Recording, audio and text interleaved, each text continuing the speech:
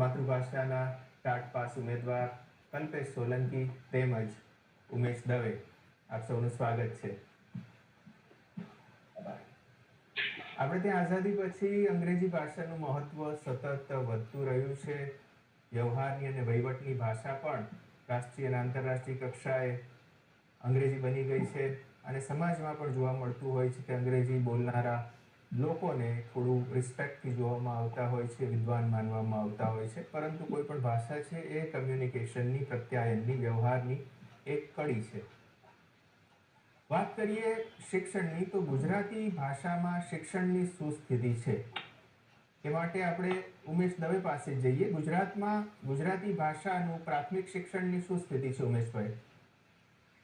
ચોક્કસથી આપનો ધન્યવાદ સાહેબ। હવે સૌપ્રથમ તો વાત કરીએ તો ગુજરાત રાજ્ય એ આપણું માતૃ રાજ્ય કહેવાય, એમાં આપણી માતૃભાષા ગુજરાતી।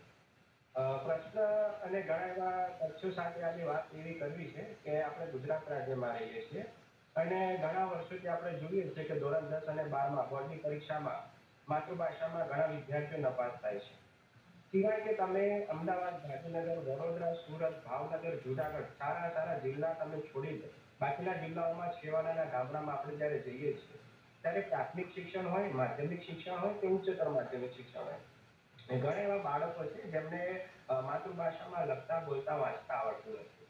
તો એનું આપણે કારણ શોધવાનો પ્રયાસ કરીએ તો છેલ્લા ઘણા વર્ષોથી જે પણ ભરતી થઈ, વિદ્યા સહાયકમાં છે, શિક્ષણ સહાયકમાં છે, એમાં ગુજરાતી ભાષા અને શિક્ષક જે ગુજરાતી વિષય જે ભણાવતા એવા શિક્ષકોની ભરતી ખૂબ જ ઓછા પ્રમાણમાં થઈ રહી છે।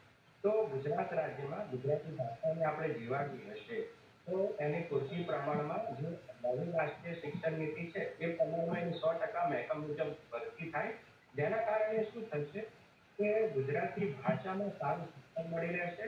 આપણે બધાને ખ્યાલ હશે, આપણે જ્યારે કોલેજ કે શાળામાં ભણતા હતા ત્યારે ચોક્કસથી તમે મહાનુભાવોના મંતવ્યો, ઉદાહરણ તરીકે મહાત્મા ગાંધીજી, રવિન્દ્રનાથ ટાગોર, ડોક્ટર એપીજે